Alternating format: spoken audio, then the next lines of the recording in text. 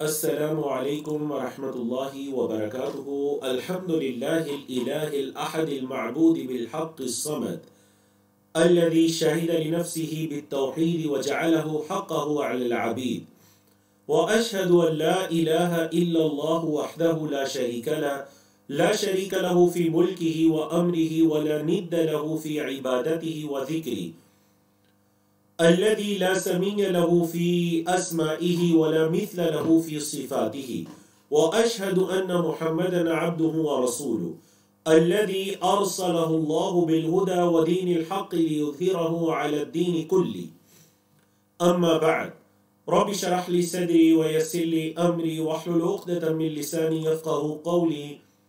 اللهم انفعنا بما علمتنا وعلمنا ما ينفعنا وزدنا علما. اللہ رب العزت کی توفیق سے آج ہم پڑھنے جا رہے ہیں باب نمبر 29 اور باب نمبر 30۔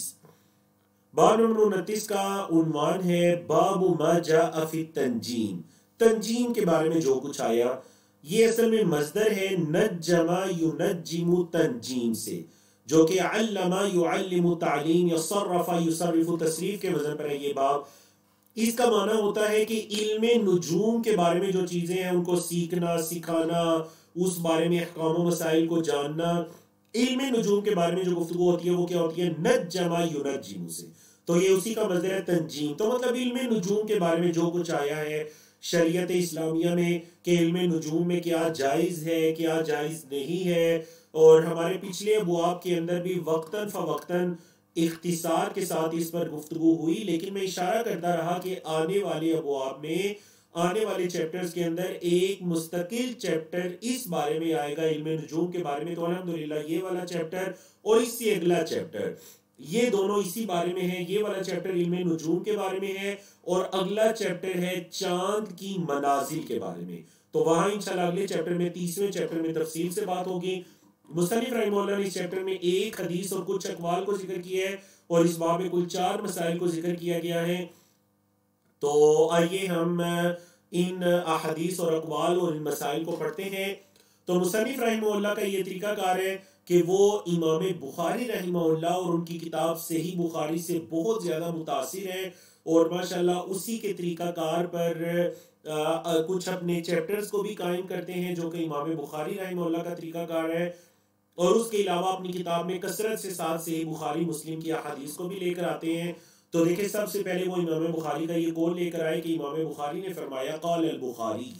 یاد رکھیے گا جب بھی کسی کے بارے میں یعنی جب بھی یہ لفظ استعمال کیا جائے نا بخاری یعنی بخارا کی طرف نسبت، تو اس سے مراد صرف اور صرف محمد بن اسماعیل البخاری ہوتے ہیں۔ امام ابو عبداللہ ان کی کنیت ہے اور ان کا نام محمد تھا اور ان کے والد کا نام اسماعیل، تو ابو عبداللہ محمد بن اسماعیل البخاری رحمہ اللہ سے مراد ہوتے ہیں۔ تو امام بخاری رحمہ اللہ نے فرمایا فی صحیحہ، اپنی صحیح میں۔ امام بخاری کی 20 کتابیں ہیں لیکن الصحیح البخاری ان کی ایک ہی کتاب ہے، تو اس لیے جب بھی الصحیح کہا جائے تو اس سے مراد امام بخاری کی کتاب صحیح البخاری مراد ہوتا ہے۔ تو اپنی کتاب صحیح البخاری میں فرماتے ہیں کیا؟ قال قتادہ، امام قتادہ کا یہ قول لے کر آئے کہ خلق اللہ هذه النجوم لثلاث، اللہ نے ان ستاروں کو 3 مقاصد کے لیے پیدا کیا۔ کتنے مقاصد کے لیے جی؟ 3 مقاصد کے لیے۔ وہ کون سے 3 مقاصد ہیں؟ نمبر 1 زینۃ للسماء، آسمان کے لیے خوبصورتی، ورجوما للشیاطین، اور شیاطین کو رجم کرنے کا باعث، وعلامات یہتدی بہا، اور یہ کچھ علامات بھی ہیں جن کے ذریعے راستے وغیرہ معلوم کیے جاتے ہیں، راستے کی ہدایت دی جاتی ہے جن کے ذریعے۔ فمن تأول فیہا غیر ذالک، تو جس کسی نے ان 3 مقاصد کے علاوہ ان میں کوئی اور تعویل کی، اخطأ، تو گویا اس نے خطا کی، اس نے غلطی کی، کیونکہ ستاروں کے یہی 3 مقاصد ہے، کوئی چوتھا مقصد نہیں۔ وَأَضَاعَ نَصِيبَهُ، اور اس نے اپنا حصہ کھو دیا۔ وَتَكَلَّفَ مَا لَا عِلْمَ لَهُ بِهِ، اور وہ اس چیز میں پڑ گیا جس کا اسے کوئی علم نہیں، ایسی باتوں میں پڑ گیا۔ اگر کسی نے ستاروں کے اندر 3 کے علاوہ کوئی چوتھا مقصد پیدا کرنے کی یا سیکھنے کی یا جاننے کی کوشش کی۔ اچھا جی، اب یہ جو ستاروں کے 3 مقاصد ہیں، آپ کو پتا ہے کہ یہ تینوں کے تینوں مقاصد قرآن مجید سے ہمیں پتہ چلتے ہیں۔ تینوں مقاصد اللہ نے قرآن میں بیان کیے۔ کہاں پر بیان کیے؟ 2 مقاصد سورۃ الملک میں اللہ نے بیان کر دیے ہیں جی، وَلَقَدْ زَيَّنَّا السَّمَاءَ الدُّنْيَا بِمَصَابِيحَ وَجَعَلْنَاهَا رُجُومًا لِلشَّيَاطِينِ۔ ہم نے یہ جو آسمان دنیا ہے، یہ سب سے نچلا آسمان دنیا، ہم نے اس کو مزین کیا، خوبصورت بنایا، بِمَصَابِيحَ، ان چراغوں کے ساتھ، ان ستاروں کے ساتھ۔ اور ساتھ دوسرا مقصد کیا ہے جی، وَجَعَلْنَاهَا، اور ہم نے ان ستاروں کو بنایا رجوما للشیاطین، شیاطین کو رجم کرنے کا باعث۔ اور آپ پڑھ چکے وہی حدیث جو شہاب ثاقب والی، یہ ستارے، یہ جو جنات ہیں ایک دوسروں کے اوپر چڑھ کر جب آسمان کی خبریں کان لگا کر سننے کی کوشش کرتے ہیں تو ستارے ان کو لگتے ہیں، یہ رجم ہو جاتے ہیں، رجوما للشیاطین۔ اور تیسرا جو مقصد ہے غالباً سورۃ النمل میں اللہ نے بیان فرمایا کہ وَعَلَامَاتٍ، کہ اللہ نے ان ستاروں کو علامات بنایا جن کے ذریعے لوگ اپنے راستے وغیرہ کو معلوم کرتے ہیں۔ تو اب دیکھیں، ایک تو ہمیں ستاروں کی 3 حکمتیں پتہ چل گئی، لیکن آپ یہاں علماء کرام کا کمال درجے کا ادب دیکھیے، ذرا غور کیجیے۔ کیا امام بخاری کو نہیں پتا تھا کہ قرآن مجید کے اندر ستاروں کے یہ 3 مقاصد بیان ہوئے ہیں؟ کیا نہیں پتا تھا امام بخاری کو؟ 2 مقاصد سورۃ الملک میں، اور تیسرا مقصد غالباً سورۃ جن یا سورۃ نمل کے اندر جو اللہ رب العزت نے بیان کیا، وہ علامات ان کہہ کر امام بخاری کو، لیکن انہوں نے پھر بھی اس علم کو اس کی طرف لوٹایا جن سے وہ قول کی ابتدا ہوئی تھی، اور وہ امام قتادہ ہے۔ اللہ اکبر۔ اس کو کہتے ہیں الامانۃ العلمیہ۔ کیا کہتے ہیں اس کو؟ الامانہ العلمیہ۔ یہ علمی امانت ہے، علمی امانت ہے۔ اللہ اکبر۔ کہ اگر کوئی کسی عالم کی گفتگو، کسی کا کوئی قول، کوئی چیز آپ کو پتہ چلتی ہے تو اس کی طرف نسبت کرنے میں کوئی حرج نہیں ہے، چاہے جائے کہ آپ اسے اپنا قول بنا کر پیش کر دیجئے۔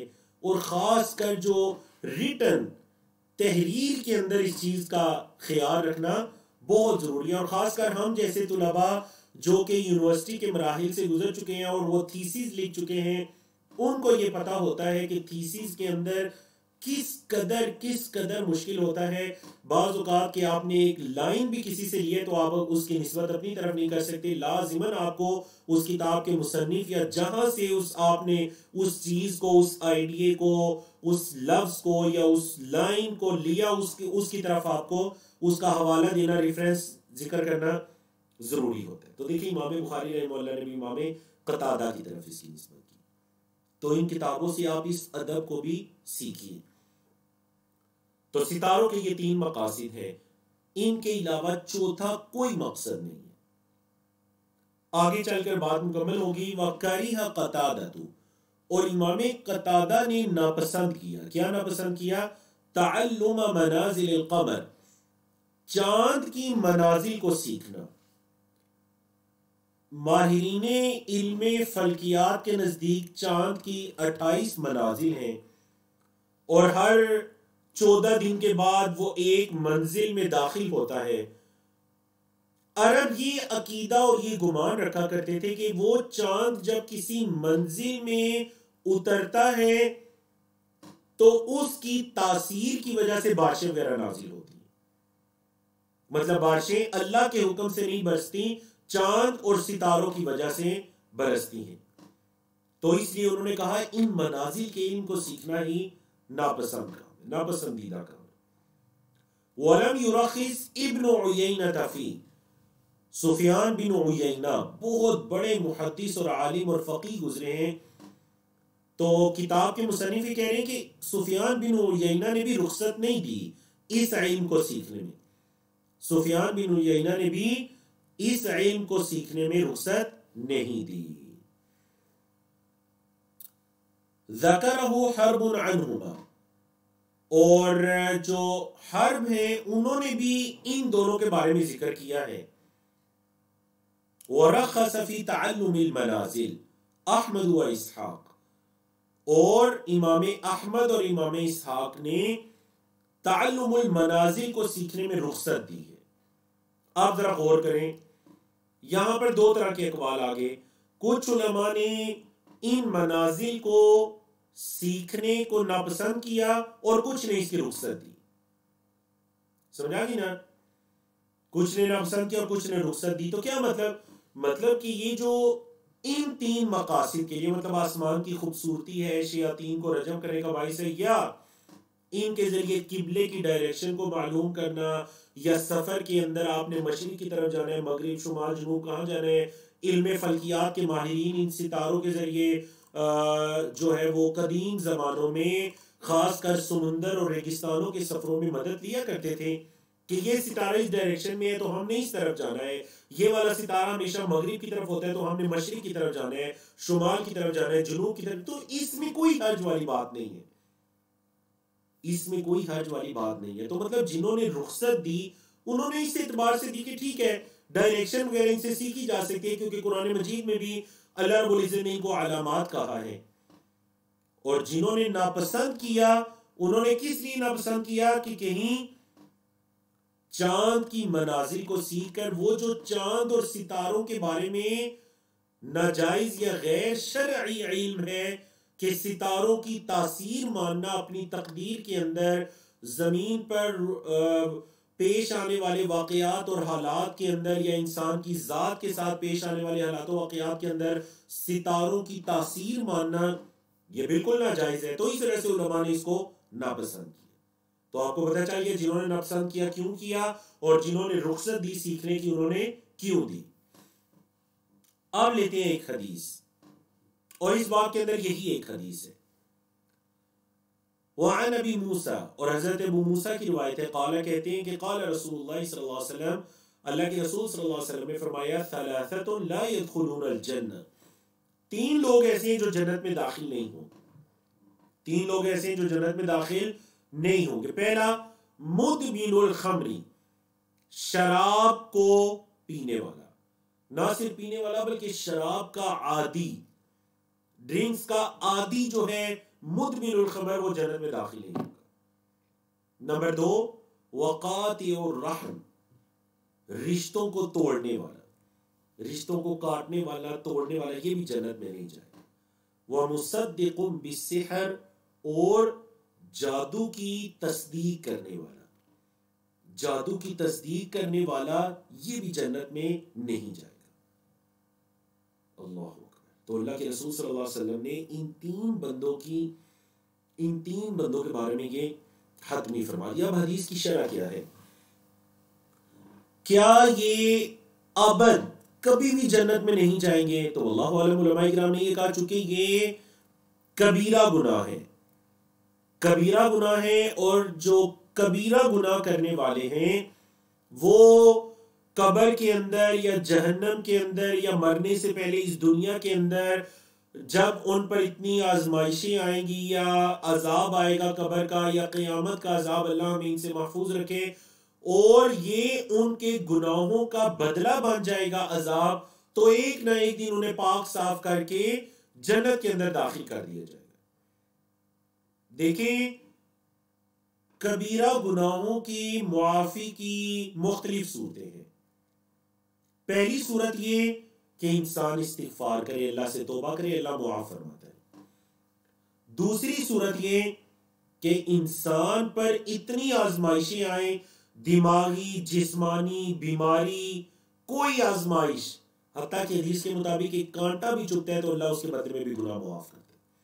اس پر آزمائشیں آئیں، بیماریاں، حدیث کے اندر آئے کہ اتنی آزمائشیں آتی ہیں بندہ مومن کے پر کہ وہ زمین پر چل پھر رہا ہوتا ہے اور کوئی گناہ اس کے ذمہ باقی نہیں ہوتا، سارے اس کے گناہ آزمائشوں سے دھل جاتے ہیں۔ اللہ اکبر۔ تو یہ دوسری صورت ہے کہ بندے پر آزمائشیں آنا۔ تیسری صورت کہ اگر کسی کی موت آ گئی اور ابھی بھی گناہ باقی ہیں اس کے، تو پھر تیسری صورت ہے قبر کا عذاب، قبر کی آزمائش۔ اور چوتھی صورت ہے کہ اگر قبر کی زندگی کے اندر بھی اس کے گناہ اتنے تھے کہ ان کا بدلہ بھی پورا نہیں ہوا، تو پھر قیامت کا دن ہے، اور قیامت کے دن کی سختیاں ہیں. بعض اوقات ان سختیوں کی وجہ سے بھی اللہ رب العزت گناہوں کو معاف کرے گا. اللہ کے سامنے پیش ہونے کی سختیاں، اس دن سورج کے قریب آنے کی سختیاں، پل صراط سے گزرنے کی سختیاں، یہ ساری سختیاں، حساب کتاب کی سختیاں، بڑا سخت وہ دن اللہ کے سامنے کھڑے ہونے کا، اللہ کے سامنے جواب دے گا. اللہ اکبر. اللہ رب العزت ان سختیوں سے بھی گناہ معاف کرے گا. اور اگر ایک بندے کی گناہ پھر بھی باقی ہوں گے تو پھر آخری صورت ہوگی 5ویں، اور وہ جہنم کا عذاب ہے. اللہ ہم سب کو اس سے محفوظ رکھے. بڑے کمزور ہیں. اور پھر اگر اس کے دل میں رائی کے دانے کے برابر بھی ایمان تھا، اللہ کی توحید تھی، شرک اور کفر نہیں تھا، تو اس کو جہنم سے نکال کر جنت کے اندر داخل کر دیا جائے گا. تو ان تین کے بارے میں بھی علماء کرام کا یہی موقف ہے کہ چونکہ تینوں کبیرہ گناہ کرنے والے ہیں، خاص کر پہلا اور دوسرا، شراب کا عادی اور رشتوں ناتوں کو توڑنے والا، چونکہ دونوں کبیرہ گناہ کرنے والے ہیں، تو ان کے بارے میں یہی گمان ہے کہ اللہ رب العزت ایک نہ ایک دن ان کو ان کے عذاب یا ان کے گناہوں کے دھل جانے کے بعد اللہ ان کو جنت میں داخل کرے گا. تو یہ جو آئے نا ثلاثۃ لا يدخلون الجنہ، مطلب یہ کہ باقی اہل ایمان کے ساتھ پہلی مرتبہ جنت میں داخل نہیں ہوں گے، بلکہ اپنی سزا کو لینے کے بعد جنت میں داخل ہوں گے. اور تیسرا مصدق بالسحر، تو آپ کو پتہ ہے جادو کی تصدیق کرنے والا. جادو کے احکامات کے اندر ہم پڑھ چکے ہیں پچھلے 3-4 سیشنز کے اندر، بڑی تفصیلی گفتگو ہوئی کہ جادو کے اندر بعض وہ ہے جس کا تعلق شرک اور کفر کے ساتھ ہے، اور بعض وہ ہے جس کا تعلق کبیرہ گناہ کے ساتھ ہے.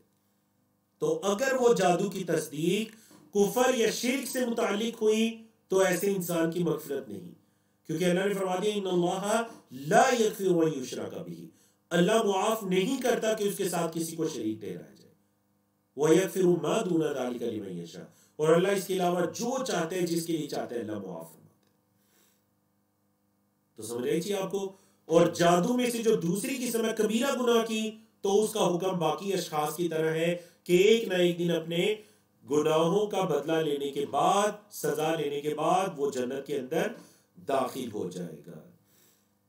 اور ہمیں وہ حضرت عکاشہ رضی اللہ تعالیٰ عنہ والی تمنا اور دعا کرنی چاہیے کہ اللہ ہمیں ان خوش نصیب لوگوں میں شامل فرما جو بغیر حساب کتاب کے اللہ کی جنت میں جائیں گے، کیونکہ یہ حساب کتاب کا مرحلہ بڑا سخت مرحلہ ہے.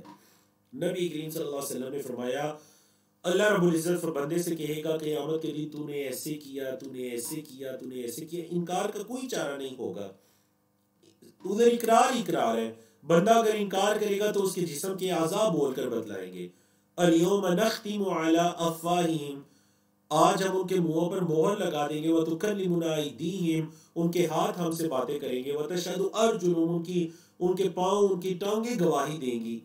اللہ اکبر. نبی کریم صلی اللہ علیہ وسلم نے فرمایا اللہ کہے گا بندے سے تو نے یہ کیا، یہ کیا، یہ کیا. بندہ کہے گا یہ کیا، یہ کیا، یہ کیا. لیکن اگر کسی سے یہ کہہ دیا گیا لما فعلت فمن نوقش، جس سے مناقشہ ہو گیا نا، اللہ نے یہ پوچھ لیا کیوں کیا، فقد ہلاک، وہ بندہ ہلاک ہو گیا. کیونکہ اللہ کے سامنے کیوں کا جواب دینے کی تو کسی کی سکت اور طاقت نہیں ہوگی. اللہ. تو اللہ رب العزت ہمیں اس دن کی سختیوں سے، حساب کتاب کی سختیوں سے بچائے. دیکھیں قرآن مجید کی یہ جو آیت ہے نا، وَأَمَّا مَنْ خَافَ مَقَامَ رَبِّهِ، جو اپنے رب کے سامنے کھڑا ہونے سے ڈرا. مقام ربی، مقام قام یقوم سے کھڑا ہونا، اپنے رب کے سامنے کھڑا ہونا، مطلب اللہ کے سامنے کھڑے ہو کر جواب دینا. یہ بھی ایک بہت جو اس دن سے بھی ڈرا اس کے لیے 2 جنتیں. اللہ اکبر. تو اگر آج دنیا کے اندر ہم اس دن کا ڈر رکھیں گے تو اس دن کی تیاری بھی کر سکیں گے. اللہ رب العزت ہم سب کو توفیق عطا کرے. تو اب آپ نے تنجیم کے بارے میں، علم نجوم کے بارے میں آپ نے اقوال اور اس میں سے جو جائز ہے وہ بھی دیکھا اور جو ناجائز ہے اس کو بھی سنا. اب ہم آتے ہیں جی اس کے مسائل کی طرف. اس باب کے مسائل کون سے؟ سب سے پہلا مسئلہ الاولی الحکمت فی خلق النجوم، ستاروں کے پیدا کرنے میں، ستاروں کی تخلیق میں کیا حکمت ہے. بولے جی ستاروں کی تخلیق میں کیا حکمت ہے؟ تو ستاروں کی تخلیق میں کیا حکمت ہے؟ جو کہ 3 حکمتیں اللہ رب العزت نے قرآن مجید کے اندر بتا دیں، اور امام بخاری نے امام قتادہ کی طرف نسبت کرتے ہوئے اس کو ذکر کیا کہ اللہ رب العزت نے ستاروں کو 3 مقاصد کے لیے پیدا کیا، اور وہ 3 مقاصد کون کون سے ہیں جی؟ آسمان کی زینت، شیاطین کو رجم کرنے کا باعث، اور راستہ وغیرہ معلوم کرنا، ان سے ڈائریکشن کو لینا، یہ 3 مقاصد ہیں۔ یہ حکمت ہے ستاروں کی پیدائش میں، کوئی چوتھا مقصد نہیں۔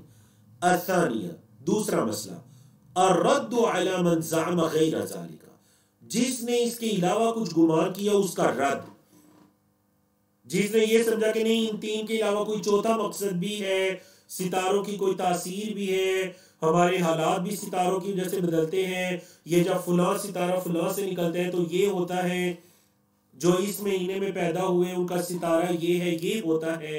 اللہ اکبر، ان پر رد، ایسا کچھ ہی نہیں ہوتا۔ اللہ کے بندوں کے تعلق کو اللہ کے ساتھ جڑنے دیجئے، بیچ میں یہ چاند ستارے مت لے کر آئیے، ان کا ہماری تقدیر کے ساتھ کوئی کسی قسم کا تعلق نہیں ہے، نہ ان کے اندر کوئی اتنی تاثیر ہے کہ یہ اللہ کی بنائی ہوئی تقدیر کو بدل سکے۔ اللہ، تو بتائیے ہمارے معاشرے کے اندر ایسی باتیں ہیں یا نہیں؟ چلے میں ایک بات ذکر کرتا ہوں، دیکھتے ہیں ہمارے معاشرے میں ستاروں کی تاثیر سے متعلق کتنی باتیں پائی جاتی ہیں۔ ایک بات یہ کہ بچپن سے ہم دیکھتے آئے ہیں کہ جو گھر کے اندر میگزین یا ڈائجسٹ وغیرہ آیا کرتے تھے، رسالے، ان کے اندر باقاعدہ ایک عنوان ہوتا تھا، یہ ہفتہ کیسا رہے گا۔ پھر دیکھتے تھے جی آپ کا سٹار کون سا ہے، میرا سٹار فلاں ہے، فلاں ہے، فلاں ہے، مجھے اب نام بھی بھول چکے ہیں۔ اچھا آپ کا یہ سٹار ہے، آپ اس مہینے میں پیدا ہوئے تو آپ کا یہ سٹار ہے، اب ان سٹار والوں کو یہ کام اس ہفتے میں بڑا اچھا رہے گا، تجارت کرنا بڑا اچھا رہے گا، شادی کرنا بڑا اچھا رہے گا، سفر کرنا بڑا اچھا رہے گا، کوئی معاملہ کرنا بڑا اچھا رہے گا، یہ کام کرنا اچھا نہیں رہے گا۔ بتائیے آپ لوگوں نے بھی ڈائجسٹ کے اندر یہ چیزیں دیکھی یا نہیں؟ اور ابھی تک باقاعدہ، حتیٰ کہ اب آپ کے میڈیا پر ایسے لوگ آتے ہیں جو ستاروں کے اندر دیکھ کر بتاتے ہیں جی آپ کا یہ ہفتہ کیسا رہے گا، یا پھر وہ کال کرنے والے لوگ ان سے کال پر بات کرتے ہیں جی کہ آپ بتائیے یہ کام کر رہے ہیں، اچھا آپ کی پیدائش کب کی ہے، آپ کی وائف کی پیدائش کب کی ہے، والدہ کا نام کیا ہے، اور چلیں جی اس طرح حساب کتاب لگا کر آپ کے لیے یہ کام ایسا رہے گا۔ نعوذ باللہ من ذالک، نعوذ باللہ من ذالک۔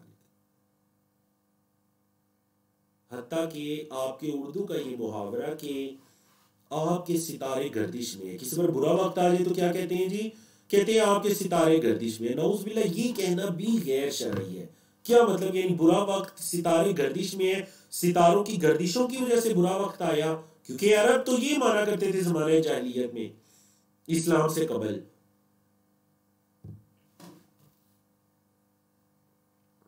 چلیے جی، بارک اللہ فیکم۔ تو آپ لوگوں کے کمنٹس آئے کہ آپ کی طرف بھی ایسا ہوتا ہے، تو تقریباً ہمارے برصغیر پاک و ہند کے کیا، بلکہ آپ کو میں ایک بڑی اچھی بات ہوں کہ آج جب اس بارے میں نشر کیا فیس بک پر کہ آج ہماری کتاب التوحید کے اندر جو ہمارا ٹاپک ہے وہ ستاروں سے متعلق ہوگا، تو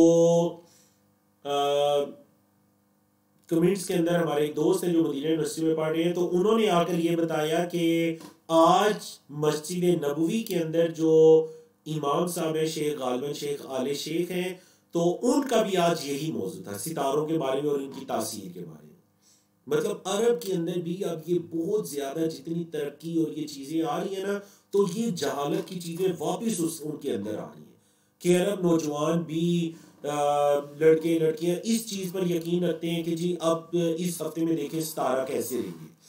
نعوذ باللہ من ذالک۔ اور یہ یورپ اور ہمارے برصغیر پاک و ہند کے معاشرے سے یہ چیزیں اٹھتا ہیں۔ ستارہ ٹوٹنا بالکل ایسے ہی ہے، وہ کہتے ہیں جی ستارہ اگر ٹوٹے تو آپ ٹوٹتے ہوئے تارے کو دیکھ لیں، جو بھی دعا کریں گے اللہ آپ کی دعا قبول کرے گا۔ نعوذ باللہ من ذالک۔ ستاروں کے ٹوٹنے سے دعا کرنے کا یا دعا کی قبولیت کا کیا اثر ہے؟ ٹھیک ہے جی۔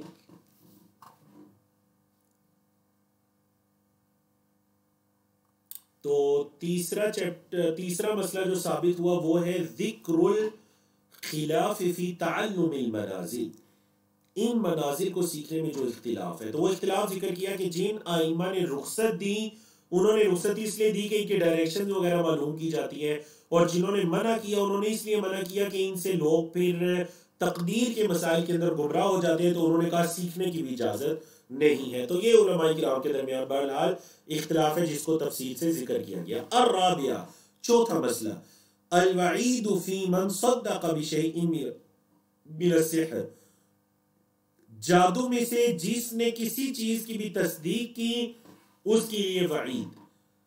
جادو میں سے کسی نے کسی چیز کی تصدیق کی تو اس کے لیے کیا ہے؟ وعید۔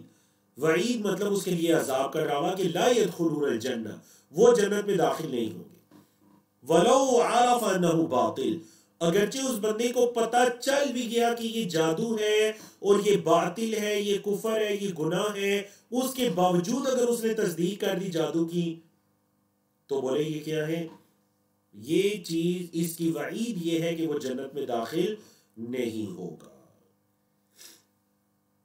چلیے جی، الحمدللہ اللہ کی توفیق سے ہم نے الباب التاسع والعشرون مکمل کیا۔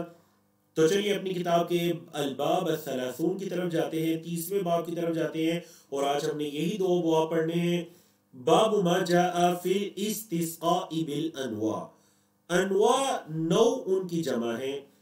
استسقاء کہتے ہیں بارش طلب کرنا، صلاۃ الاستسقاء اسی کو کہتے ہیں نا، بارش طلب کرنے کی جو ہم نماز پڑھتے ہیں، جو سعودی عرب میں بھی غالباً کل پرسوں پڑھی گئی ہے صلاۃ الاستسقاء۔ تو الاستسقاء کا مطلب بارش طلب کرنا۔ تو باب ما جاء، جو کچھ آیا ہے استسقاء کے بارے میں، بارش طلب کرنے کے بارے میں، کس سے بارش طلب کرنے کے بارے میں؟ انواع سے۔ انواع جمع ہے نو ان کی، اور نو ان کہتے ہیں چاند کی منزل کو۔ وہی جیسا کہ میں نے کہا کہ علماء کرام نے کہا چاند کی 28 منزلیں ہیں، ہر کچھ دن کے بعد چاند ایک منزل میں اترتا ہے، داخل ہوتا ہے، اور عرب لوگوں کا یہ عقیدہ یا یہ ماننا تھا کہ جب چاند اپنی کسی نئی منزل میں اترتا ہے تو پھر اس کی تاثیر کی وجہ سے روئے زمین پر کچھ واقعات ہوتے ہیں، بارشوں کا نازل ہونا یا آندھیوں کا آنا، طوفان کا آنا، عذابوں کا آنا، اس میں نعوذ باللہ خالق کا یا اللہ جو مدبر ہے اس کا کوئی عمل دخل نہیں، یہ اصل میں ستاروں کی منازل کی وجہ سے ہوتا ہے۔ روئے زمین پر تبدیلیاں ستاروں کی منازل کی وجہ سے ہوتی ہیں، نعوذ باللہ من ذالک۔ عرب کیسا ماننا تھا؟ تو مصنف رحمہ اللہ نے اس باب میں ایک آیت اور 2 حدیث کو ذکر کیا ہے، اور کل 10 مسائل کو لے کر آئے ہیں۔ تو یہ وہ ایک آیت کریمہ ہے جس کو ذکر کیا گیا، اور اس کے بعد 2 حدیث کو ذکر کیا گیا، بڑی پیاری حدیث ہے، اور پھر اس کے بعد 11 مسائل کو ذکر کیا گیا۔ تو ہم انشاءاللہ ون بائی ون ان مسائل کی طرف بھی آتے ہیں۔ آپ کو پتہ ہے کہ اگر آپ آیات اور حدیث کو اچھی طرح سے سمجھ لیتے ہیں تو اس کتاب کے اندر جو مسائل آتے ہیں جو ان آیات اور حدیث سے مستنبط ہوتے ہیں، آپ کو وہ سمجھنے میں بڑی آسانی رہتی ہے۔ تو چلیے جی، باب ما جاء فی الاستسقاء بالانواع وقول اللہ تعالی، اور اللہ تعالیٰ کا یہ فرمان کہ وتجعلون رزقکم انکم تکذبون، اور تم اپنا رزق یہ بناتے ہو کہ تم جھٹلاتے ہو۔ رزق یہاں نصیب کے معنی میں کہ تم اپنا نصیب یہ بناتے ہو کہ تم جھٹلاتے ہو۔ مطلب کیا یہ انکار کرنا، جھٹلانا، رد کرنا، کیا یہی تمہارا نصیب ہے؟ بولے کیا یہی تمہارا نصیب ہے؟ تو اب اس آیت کریمہ کو یہاں پر کیوں ذکر کیا گیا؟ بات تو چل رہی ہے ستاروں سے یا منازل القمر سے بارش طلب کرنے کے بارے میں، اور آیت کریمہ جو ذکر کی گئی وہ ہے کس بارے میں؟ وَتَجْعَلُونَ رِزْقَكُمْ أَنَّكُمْ تُكَذِّبُونَ کے بارے میں۔ کیوں؟ وجہ یہ ہے یہاں اس آیت کریمہ کو ذکر کرنے کی، اور آپ کی یہ جو آیت کریمہ ہے یہ میں صرف ایک منٹ اس کی میں سورت چیک کر رہا تھا کہ یہ کس سورت کی آیت ہے۔ سورت واقعہ کی، جی بالکل سورت واقعہ کی یہ آیات ہے، اور آگے چل کر آ بھی رہی ہیں مکمل یہ آیات۔ جو آخری آپ کی حدیث ہے نا، تیسری حدیث جو زید بن خالد کی، اس کے اندر یہ آیات دوبارہ سے آئیں گی۔ سورۃ الواقعہ کی یہ آیات، تم اپنا نصیب بناتے ہو کہ تم جھٹلاتے ہو، تکذیب کرتے ہو۔ کیا مطلب؟ مطلب یہ کہ تم یہ کہتے ہو کہ بارش جو نازل ہوئی ہے یہ اللہ کے حکم سے نازل نہیں ہوئی، یہ ستاروں کی وجہ سے نازل ہوئی ہے۔ تو یہ کیا؟ تم اپنا نصیب جھٹلانے کو ہی بناتے ہو، تمہارا یہ نصیب ہے کہ تم جھٹلاتے ہو۔ اللہ باقی سائے کی تفصیل نیچے آ رہی ہے تیسری حدیث میں۔ دوسری دلیل آج کی وہ حضرت ابو مالک الاشعری رضی اللہ تعالیٰ عنہ کی روایت ہے جو کہ صحیح مسلم کے اندر ہے کہ اللہ کے رسول صلی اللہ علیہ وسلم نے فرمایا اربعۃ فی امتی من امر الجاہلیہ، 4 چیزیں میری امت کے ایسی ہیں، اندر ایسی ہیں جو جاہلیت میں سے ہیں، لا یترکونہن، وہ انہیں نہیں چھوڑیں گے۔ 4 چیزیں میری امت میں جاہلیت کی ہیں، وہ انہیں نہیں چھوڑیں گے۔ قربان جائے اللہ کے رسول صلی اللہ علیہ وسلم کی اس پیشن گوئی پر۔ دیکھیے صحابہ کرام کے اندر سے یہ چیزیں ختم ہو چکی تھیں، کیوں؟ کیونکہ ان کے مربی، ان کی تربیت کرنے والے اللہ کے رسول صلی اللہ علیہ وسلم تھے۔ لیکن آپ صلی اللہ علیہ وسلم نے گویا اپنی آنے والی امت کے بارے میں بھی یہ پیشن گوئی فرما دی کہ 4 چیزیں ایسی ہیں جو امت سے ختم نہیں ہوں گی، اور یہ جاہلیت کی چیزیں ہیں۔ تو دیکھیے وہ 4 چیزیں کون سی ہیں۔ نمبر 1، الفخر بالاحساب، حسب و نسب پر فخر کرنا۔ والطعن فی الانساب، نسب پر طعن کرنا کہ فلاں اس نسب سے ہے، فلاں اس نسب سے ہے۔ والاستسقاء بالنجوم، اور ستاروں سے بارش طلب کرنا۔ والنیاحۃ، اور نوحہ کرنا۔ نوحہ کرنا مطلب یہ جو کسی کی فوتگی پر نوحہ وغیرہ کیا جاتا ہے، تو یہ بھی میری امت کے اندر یہ چیز بھی کس سے ہے، یہ چیز بھی میری امت کے لوگ اس کو نہیں چھوڑیں گے۔ اللہ اکبر۔ یہ پوری امت کے بارے میں نہیں کہا جا رہا، بلکہ امت کے بعض افراد کے بارے میں یقیناً نہیں کہا جا رہا ہے کہ یہ 4 چیزیں ایسی ہیں کہ جس کو میری امت کے لوگ نہیں چھوڑیں گے۔ اب ہم آتے ہیں سب سے پہلی چیز کی طرف، اور وہ ہے الفخر بالاحساب، حسب نسب پر فخر کرنا۔ فخر سے مراد یہاں تکبر ہے، تکبر کرنا، تعظیم، اپنے آپ کو بڑا سمجھنا کہ میرا تعلق اس قبیلے سے ہے تو میں بڑا حسب نسب والا ہوں۔ وَالطَّعْنُ فِي الْأَنْسَابِ، اور دوسروں کے نسب کے اندر طعن کرنا، ان کو برا بھلا کہنا کہ تم اس سے ہو اور تم اس سے ہو۔ اللہ اکبر۔ ایک مرتبہ اللہ کے رسول صلی اللہ علیہ وسلم کے صحابی حضرت ابو ذر رضی اللہ تعالیٰ عنہ نے ایک شخص کو اس کی والدہ کے خاندان کو یاد کروایا کہ تیری والدہ کا خاندان ایسے ہے، اس کو غیرت دلائی اس کی والدہ کے خاندان کو ذکر کر کے۔ تو نبی کریم صلی اللہ علیہ وسلم نے فرمایا کہ اعیرتہ بامہ، کیا تو نے اس کی ماں کا ذکر کر کے اس کو عار دلائی ہے؟ بے شک ابو ذر تو ایسا بندہ ہے کہ تجھ میں کچھ جاہلیت ہے، انک امرؤ فیک جاہلیہ۔ اللہ اکبر۔ تو یاد رکھیے گا، کیونکہ شریعت اسلامیہ نے اعتبار حسب نسب کا نہیں کیا، شریعت اسلامیہ نے اعتبار کیا ان اکرمکم عند اللہ اتقاکم، اللہ کے ہاں تم میں سے معزز وہ ہے جو جتنا تم میں اللہ کا ڈر رکھنے والا ہے۔ اتقاکم، جو تم میں جتنا اللہ کا ڈر رکھنے والا ہے، جو جتنا تقوی والا ہے، وہ اللہ کے ہاں اتنا مقرب ہے۔ سمجھا کہ جی وہ اللہ کے ہاں اتنا مقرب ہے۔ اور تیسری چیز جو ہمارے موضوع سے متعلق ہے، جس وجہ سے اس حدیث کو بھی ذکر کیا گیا، والاستسقاء بالنجوم، ستاروں کے ذریعے بارش طلب کرنا، جو کہ ہمارے اس باب کا موضوع ہے، وہ چل ہے۔ ستاروں کے ذریعے بارش طلب کرنا یہ 2 طرح سے ہے، ایک شرک اکبر کہلاتا ہے، دوسرا شرک اصغر کہلاتا ہے۔ کوئی بندہ اگر یہ کہتا ہے کہ بس ستاروں کی وجہ سے ہی سب کچھ ہو رہا ہے، جو کچھ کائنات میں ہو رہا ہے یا میرے ساتھ ہو رہا ہے وہ ستاروں کی وجہ سے ہی ہو رہا ہے، ستارے ہی اس کی وجہ ہے، تو یہ شرک اکبر کہلائے گا۔ اور ایک بندہ کہتا ہے کہ نہیں، ہو رہا تو اللہ کے حکم سے ہے لیکن ستاروں کی تاثیر سے ہو رہا ہے، کرنے والا اللہ ہے، ستارے کچھ نہیں کر رہے لیکن ان کی تاثیر ہے، تو یہ شرک اصغر کہلاتا ہے۔ البتہ دونوں کبیرہ گناہ ہیں، ایک تو شرک اکبر، وہ تو شرک ہو گیا، وہ تو کبیرہ گناہوں میں بھی اعلیٰ درجہ، اور دوسرا شرک اصغر جو کہ کیا کہلاتا ہے جی، جو شرک اصغر ہے وہ بھی کبیرہ گناہ کہلاتا ہے۔ اور پھر آپ صلی اللہ علیہ وسلم نے جو چوتھی چیز تھی نا والنیاحہ، اس کی تفصیل بھی بیان فرمائی. وقال، اور آپ صلی اللہ علیہ وسلم نے فرمایا النائحۃ، یہ جو نوحہ کرنے والی عورت ہے. تو دیکھیں یہاں پر عورت کا ذکر کیا گیا. چیٹ میں بتائیے کیوں مرد کا ذکر کیوں نہیں کیا گیا؟ مطلب مرد بھی تو نوحہ کر سکتا ہے. نوحہ کہتے ہیں کسی کی وفات پر آوازوں کو بلند کرنا، آوازوں کو بلند کرنا، یا سارے لوگوں کا ایک جگہ پر جمع ہو کر پھر اس کے حسب نسب، اس کے کارناموں کو بیان کرنا اور رونا پیٹنا، گریبان پھاڑنا یا چہروں پر مارنا، یہ ساری چیزیں نوحہ کی مختلف صورتیں کہلاتی ہیں. تو فرمایا النائحۃ، نوحہ کرنے والی عورت اذا لم تتب قبل موتها، جب وہ اپنی موت سے پہلے توبہ نہیں کرے گی تو قام یوم القیامہ، اسے قیامت کے دن اٹھایا جائے گا. وعلیہا سربال من قطران ودرع من جرب، اس کو قیامت کے دن اس حالت میں اٹھایا جائے گا کہ اس کے جسم پر گندک کی ایک قمیص ہوگی اور خارش کا لباس ہوگا.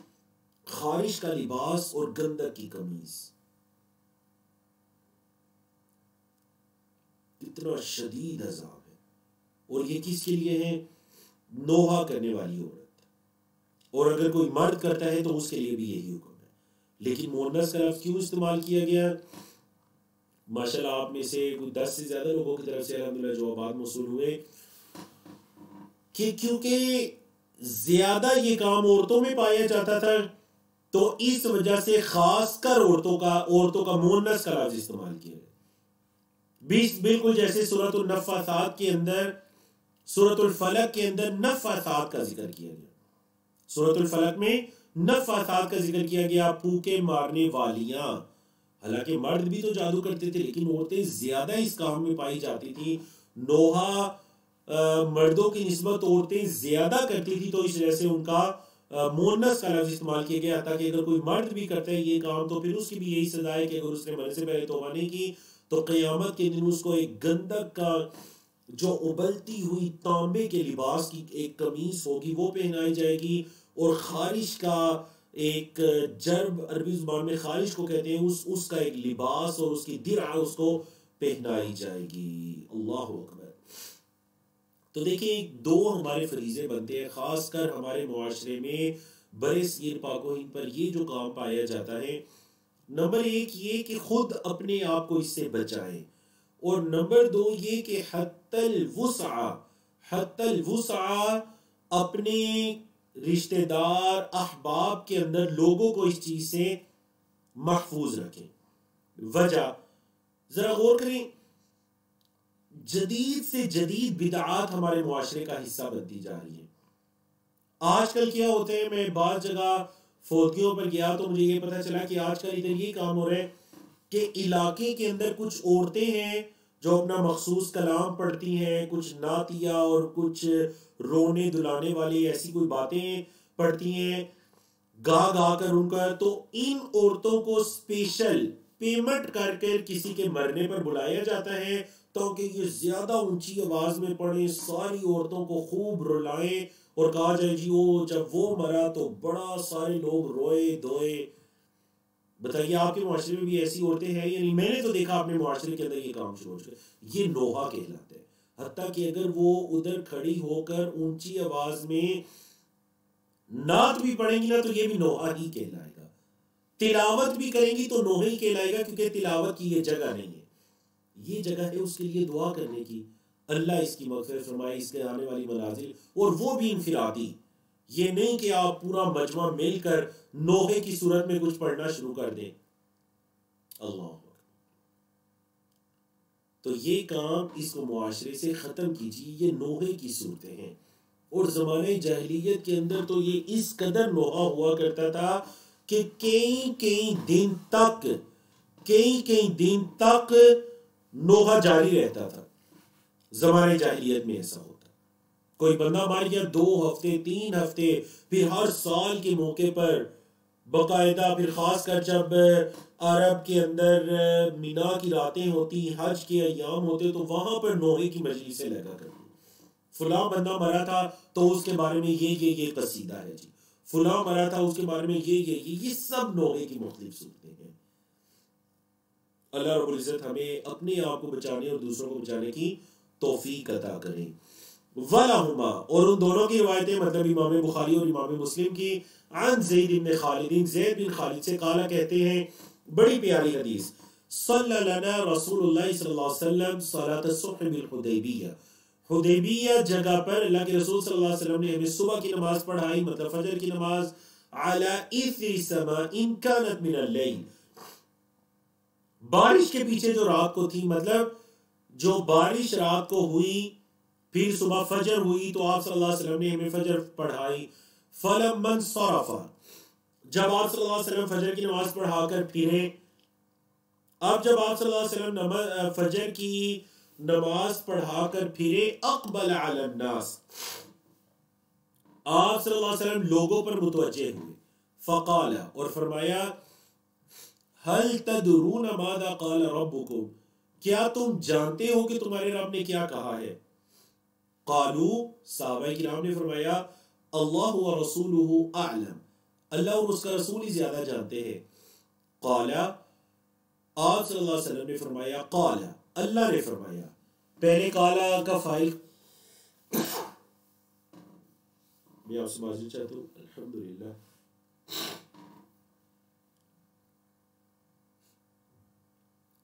پہلے قالا کا فائل کون ہے؟ مطلب آپ صلی اللہ علیہ وسلم، دوسرے قالا کا فائل کون ہے؟ مطلب اللہ رب العزت۔ قالا، آپ صلی اللہ علیہ وسلم نے فرمایا کہ قالا، اللہ نے فرمایا، کیا فرمایا؟ یہدیکم اللہ یصلح بالکم، اصبح من عبادی مؤمن بی وکافر، میرے بندوں میں سے کچھ میرے ساتھ ایمان لانے والے بنے اور کچھ کفر کرنے والے۔ فاما من قال، تو وہ جس نے کہا، مطرنا بفضل اللہ ورحمتہ، کہ ہم پر بارش اللہ کے فضل اور اس کی رحمت سے برسائی گئی، فذلک مؤمن بی، تو وہ مجھ پر ایمان لایا، وکافر بالکوکب، اور اس نے ستاروں کا انکار کر دیا۔ واما من قال، اور جس نے کہا، مطرنا بنوء کذا وکذا، فلاں فلاں ستارے یا چاند کی منزل کی وجہ سے ہم پر بارش اتری، فذلک کافر بی، تو اس نے مجھ اللہ کا انکار کیا، ومؤمن بالکوکب، اور اس ستارے پر ایمان لایا، وہ ستارے پر ایمان لایا کیونکہ اس نے کہا اس ستارے کی وجہ سے بارش ہوئی ہے۔ اللہ اکبر۔ وَلَهُمَا، اور انہی دونوں کی روایتیں، مطلب امام بخاری مسلم کی، من حدیث ابن عباس معناہ، جو حضرت عبداللہ بن عباس کی حدیث ہے، اور اس کا معنی یہ ہے، کیا معنی ہے جی اس کا معنی ہے، وفیہ، اور اس کے اندر یہ ہے، قال بعضهم، ان میں سے بعض نے کہا، لقد صدق نوء کذا وکذا، فلاں فلاں جو ستارے نے اس نے سچ کہا۔ فانزل اللہ هذه الآیہ، تو اللہ نے اس آیت کو نازل کر دیا، فلا اقسم بمواقع النجوم، اللہ نے اس آیت کریمہ کو نازل کر دیا۔ جب بعض لوگوں نے یہ کہا نا کہ فلاں فلاں ستارے کی وجہ سے ہم پر بارش ہوئی ہے، تو اللہ نے سورۃ الواقعہ کی ان آیات کو نازل کر دیا، فلا اقسم بمواقع النجوم سے لے کر تکذبون تک، ان تمام آیات کو نازل کر دیا گیا جب کسی نے یہ کہا کہ ان ستاروں کی وجہ سے ہم پر بارش نازل ہو۔ اور یہ وہی آیت ہے جو اوپر گزری ہے باب میں، وَتَجْعَلُونَ رِزْقَكُمْ أَنَّكُمْ تُكَذِّبُونَ، تم اپنا نصیب یہ بناتی ہو کہ تم جھٹلا رہے ہو کہ بارش کو اللہ نے نہیں نازل کیا بلکہ ستاروں کی وجہ سے نازل ہوئی ہے۔ تو یاد رکھیے گا محترم سامعین سامعات، یہاں پر تو صرف ایک چیز کا ذکر ہے اور وہ ہے بارش، لیکن اس کے علاوہ یہ تمام امور اس کے اندر آ جاتے ہیں، تمام امور، مطلب کوئی انسان اپنی تقدیر، اپنے ساتھ ہونے والی غمی خوشی یا کسی بھی معاملے کو ستاروں کے ساتھ جوڑتا ہے، تو وہ اسی حدیث کے ضمن میں آئے گا کہ گویا کہ اس نے وہ ستاروں پر ایمان لایا اور اس نے اللہ کے ساتھ کفر کر دیا۔ اور وہی بات ہے، کفر یا شرک کی دو صورتیں ہیں، کفر اکبر اور اصغر۔ اکبر تب ہوگا جب وہ سمجھے گا کہ اللہ کے نہیں ستارے کی وجہ سے ہی ہوا، اور اصغر تب ہوگا جب وہ کہے گا کہ نہیں ہوا اللہ کی طرف سے لیکن ستارے کی تاثیر تھی، پھر بھی کبیرہ گناہ ہے اور وہ اصغر ہے۔ اللہ اور دیکھا آپ نے ادھر اللہ کے رسول صلی اللہ علیہ وسلم کا خوبصورت انداز تعلیم. اب دیکھیں رات کو اللہ نے کیا فرمایا، یہ تو صرف نبی اور رسول ہی جانتا ہے، کیونکہ وہی تو صرف نبی اور رسول کے پاس آتی ہے. لیکن آپ صلی اللہ علیہ وسلم پھر بھی صحابہ کرام سے سوال کر رہے ہیں. اور یاد رکھیے گا پڑھنے پڑھانے کے دوران سوال کرنا، اپنے سننے والوں کو مصروف رکھنا، یہ اصل میں سنت نبوی ہے. اگر ہم جیسے کوئی طالب علم آپ سے کبھی کوئی سوال کرتے ہیں تو اس کا مقصد کوئی بہت بڑا اپنا علم دکھانا نہیں ہوتا. اس کا مقصد اللہ کے رسول صلی اللہ علیہ وسلم کی سنت پر عمل کرنا ہوتا ہے کہ اللہ کے رسول صلی اللہ علیہ وسلم بھی صحابہ کرام سے سوال کیا کرتے تھے. تو آپ صلی اللہ علیہ وسلم نے کیا سوال کیا؟ هل تدرون ماذا قال ربكم، کیا تم جانتے ہو کہ تمہارے رب نے کیا فرمایا؟ حالانکہ پتہ ہے کہ وہ نہیں جانتے، لیکن سوال کرنے کا مقصد کیا ہوتا ہے؟ سامعین کو متوجہ کرنا. اور آپ نے دیکھا کہ آپ کے جو اساتذہ پڑھاتے ہوئے سوال کیا کرتے تھے، آپ کتنا ایکٹیو رہتے تھے ان کے لیکچر میں کہ یار کوئی بھی سوال ہو سکتا ہے، یا پیچھے جو پڑھ چکے ہیں اس بارے میں، یا آنے والے لیکچر کے بارے میں مجھے جواب دینے کا موقع ملے گا. تو سوال کیا کریں، سوال کیا کریں. اپنے بچوں سے بھی بہت سوال کیا کریں. سوال کرنے سے وہ بہت زیادہ سیکھتے ہیں، آپ کی طرف متوجہ ہو جاتے ہیں.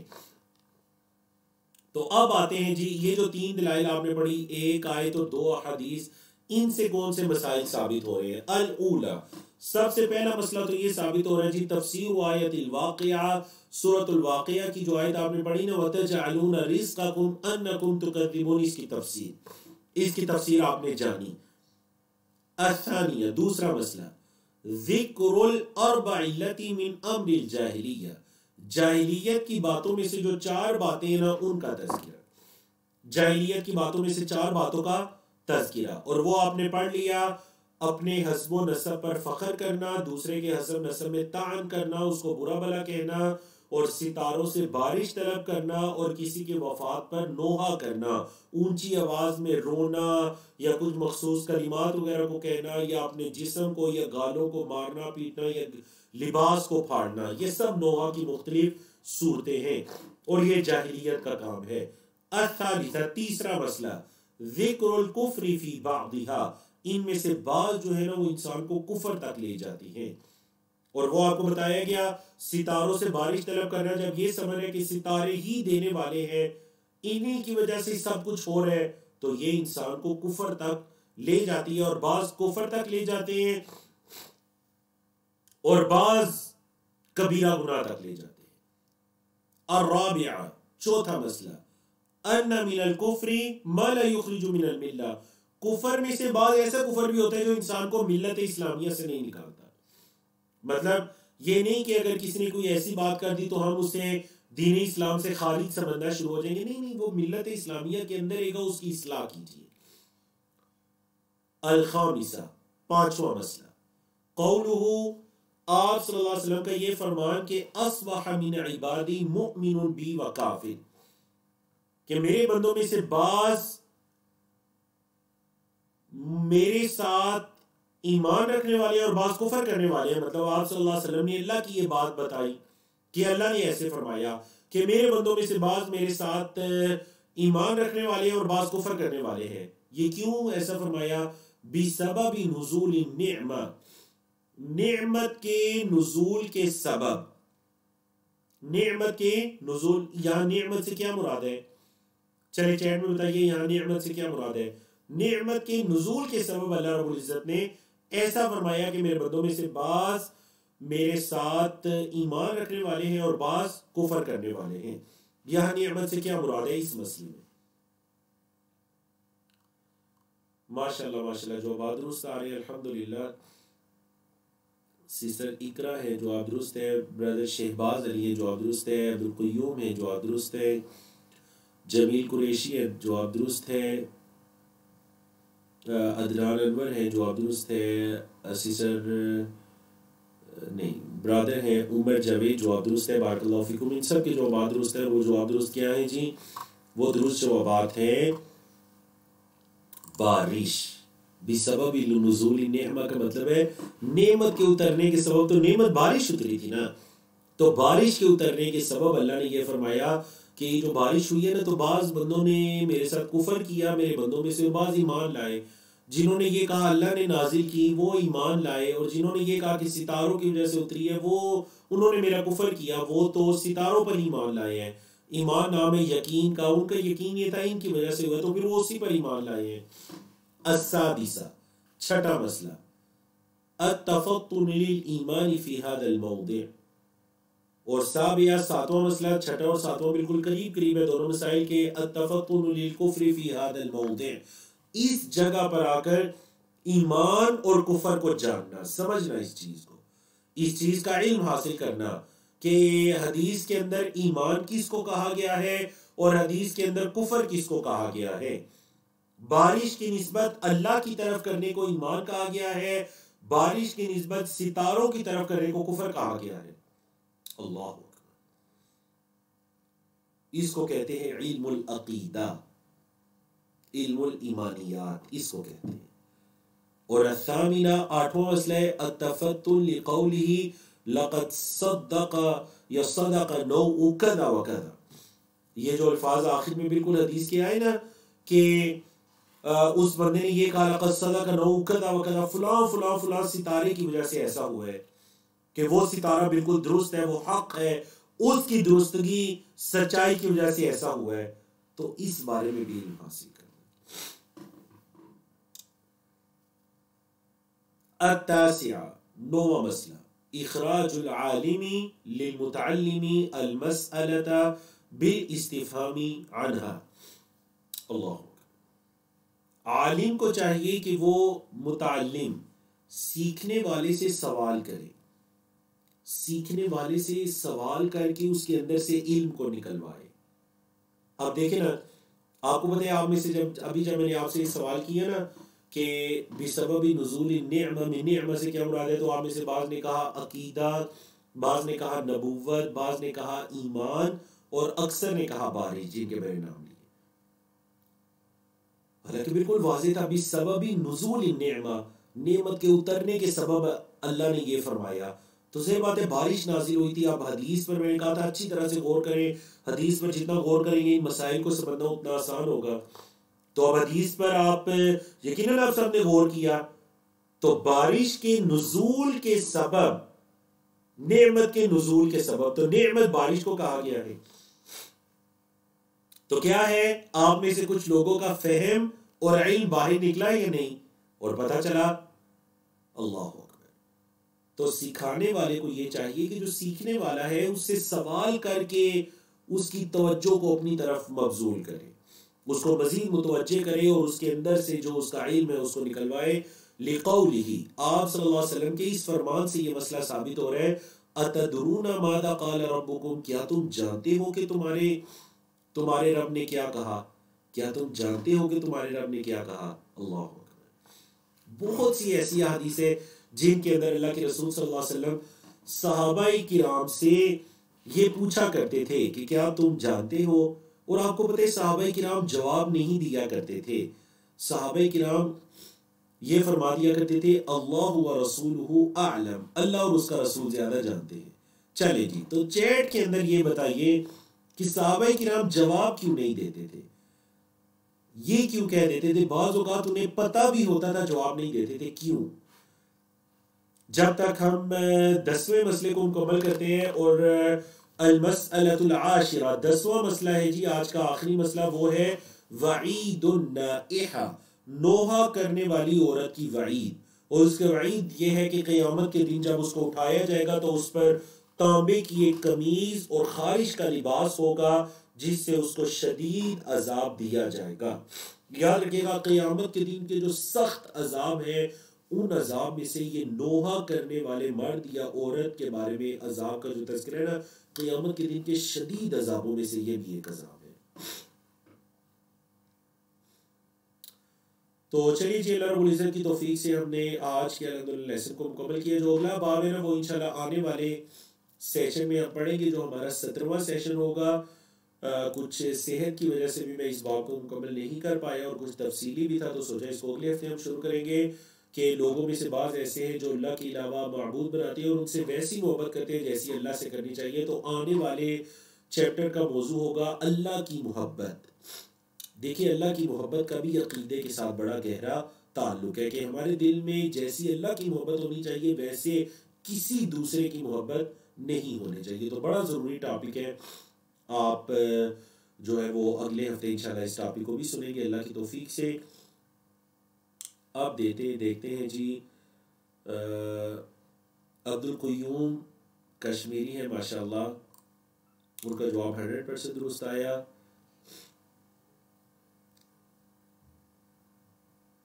اور ماشاءاللہ آپ میں سے تقریباً 90% لوگ یہ جواب دے رہے ہیں کہ اللہ کے رسول صلی اللہ علیہ وسلم کے احترام میں. تو بالکل ایسی اللہ کے رسول صلی اللہ علیہ وسلم کے ادب و احترام میں بھی صحابہ کرام جواب نہیں دیا کرتے تھے. سسٹر رفیہ ہے, ان کا جواب بھی 100% درست ہے. سسٹر سیدہ فاطمہ ہے, ان کا جواب بھی درست ہے.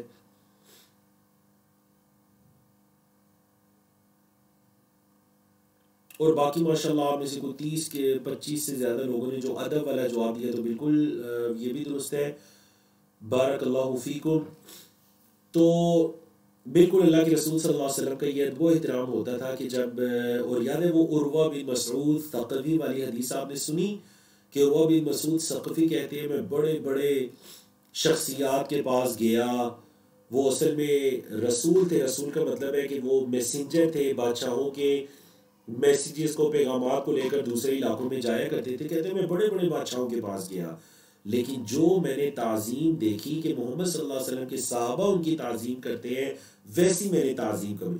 جب محمد صلی اللہ علیہ وسلم بولنے لگتے ہیں تو وہ اپنی نگاہوں کو شرم سے جھکا لیتے ہیں, اور آپ صلی اللہ علیہ وسلم کے سامنے کوئی اونچی آواز سے بات نہیں کرتا. اللہ اکبر. تو کوئی شک نہیں اللہ کے رسول صلی اللہ علیہ وسلم کی تعظیم اور آپ کے ادب کی وجہ سے, احترام کی وجہ سے. اور ایک اور وجہ بھی ہے, بڑی پیاری وجہ, اور وہ یہ ہے کہ صحابہ کرام کو یہ ہوتا تھا, جو علماء کرام نے نقل بھی کی شروحات کے اندر, کہ اگر ہم نے اس کا جواب دے دیا تو کہیں ایسا نہ ہو کہ جو اللہ کے رسول صلی اللہ علیہ وسلم نے بیان فرمانا ہے ہم اس سے محروم رہ جائیں.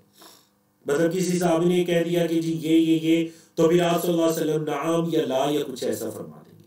تو اس سے بہتر ہے کہ ہم خاموش رہیں تاکہ اللہ کے رسول صلی اللہ علیہ وسلم اپنے الفاظ میں یہ بتائیں.